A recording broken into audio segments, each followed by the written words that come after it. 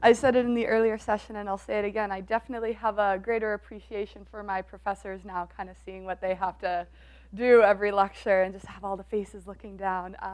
So as Stanley said, my name is Madison. I'm in my second year at Carleton, and my major is human rights, and I'm minoring in law. And the reason why I decided to come to Carleton was primarily for the human rights program. Carleton, as I mentioned in the video, we have many, many areas that you can specialize in for your undergrad degrees. So one of the nice draws was that Carleton is one of few universities that offers human rights. So that was really great for me. And as well, it's a great city to live in. I'm originally from the prairies, from Saskatchewan, and the opportunities that are, and all of the different the opportunities and the different amenities that are offered here in Ottawa are great, and I can't necessarily access them back home. I'm assuming that a lot of you live in Ottawa or fairly close, so for you to pass by Parliament Hill isn't really such a big deal, but for me, every single time I pass in the bus, I do the tourist head turn and get whiplash because I forget that I live in the capital. So definitely being here in the city is great, and it's definitely a good reason why if you stay here, you will have those resources. I know for a lot of classes, a lot of my friends are in journalism, and they're constantly at the Supreme Court of Canada or hanging out at the Hill to get that next story. And as well, who can forget the National Archives? That's a very popular place to hang out. In high school, probably not the first place you want to be on your weekend, but you'll definitely find a lot of university students who are hitting up the Starbucks and heading to the archives just to get those additional references for their papers. So just to put that out there, since a lot of you do grow up in Ottawa or you're used to the area, you guys have a lot of really great resources here that are literally in your backyard, and it's something that I had to come here for. So I think it's really something to take into consideration when you're looking at universities. It's great to go abroad, but when you have all the amenities that you need in your backyard, it's not only very lucrative because you save the money, but also it's great to be within the capital, and it's something that I wish if I lived here, I would definitely stay at home. So some of the services that are offered for students here that I personally find very, very helpful, not only for the transition, but just to continue into years, are the writing tutorial services and the library study sessions. This is academic transition, which I feel will really help you out. Going from high school to university isn't exactly like going from grade 11 to grade 12. It's definitely doable, but it is a much more difficult transition academically. Again, it's very doable though, so it's just different study methods, learning how to take effective notes in lecture, learning how not to be on Facebook when your professor is lecturing in front of you, and then realizing after the fact that you don't have any notes for that class because you were chatting on Facebook and sending messages and checking out all those pictures. So what you will find in the transition, if you go to the Writing Tutorial Services, it's an excellent program that is offered by the university. A lot of these programs are funded from your tuition fees, so it's great. It's free for you essentially in that you've already paid for them, but it's definitely services that you want to be using, especially since some of your money is going towards funding them. Writing tutorial services, you have master's and doctorate students that will sit down with you and they will help you anywhere from the mapping out of your essay to that final look over your draft, just to give you advice of how you can critique certain areas and just how to build a stronger paper. So that's definitely one service, writing tutorial services, highly endorse it. And then the other one is the library study sessions.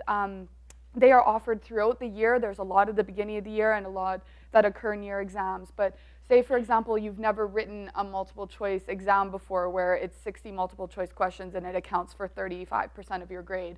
If you're not comfortable with multiple choice, they offer little seminars just on how to advise you on how you should go about studying. And if you do come to that dreaded question where you know none of them and you think you should pick C, they will give you ways in which you know how to pick the right answer. So those are definitely two programs. And the last one, which I highly endorse, is called PASS. It's called Peer Assisted Study Sessions.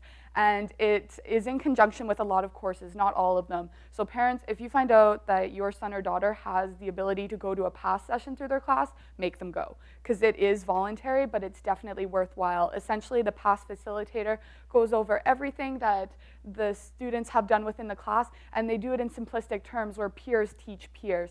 So it's definitely a great way. That's part of the reason why I got my A in law last year. I thought I hated law before going into it, but having PASS help me out really just kind of sealed the deal. So getting away from academics and just into the general transition into university. The Student Experience Office, you can become the most popular kid at the beginning of the year through academic orientation. But there are events that go on throughout the year. So we had the Carleton University Amazing Race that went on. They had some really sweet prizes for that. If you get involved with residents, everything from Residence Idol to fashion shows go on. And even if you're not in res, there are definitely ways to get involved. So if you do want to make a lot of friends, that you want to save back on cash and not have to pay for residence, there's always activities going on. You can join a group on campus. Right now, I'm the current treasurer for Oxfam Carleton, so I'll put out a little advertising for Oxfam. We're a humanitarian group, but everything from Amnesty International, Engineers Without Borders, you don't need to be an engineer to do it. There's a lot of groups, so getting involved in groups is good because it not only beefs up your resume, but it also gets you to be able to know different people on campus, whether they're fourth-year students or if they're first years like yourselves. So it's just a really great way to get involved. And since I'll wrap it up here quickly, just my last word of advice for you guys is that, especially for the potential students, the high school students in the crowd right now, if you're not sure what you want to study, it's important to have an area when you apply, but don't feel like it's the end of the world if you have no idea what you want to do when you're older, or if you're like me and you debate if you want to be a doctor or a lawyer, which don't exactly meet halfway.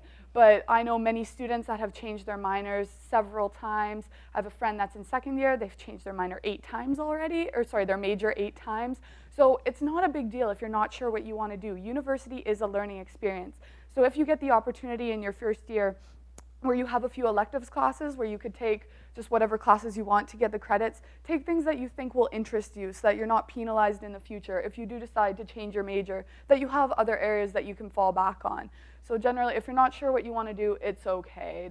A lot of people at Carleton still don't know, and they're in their 3rd year. So don't stress about that.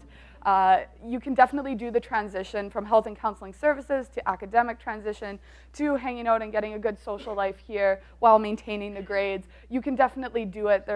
All of the students that you'll be talking to outside are a testament to that. So don't freak out. Things will be okay. There's lots of services. You can find them online. Check out the CU bloggers. We talk about our lives, and it's bloggers from human rights like me, the greatest program, to engineers. So check it out, and I hope I see you guys next year.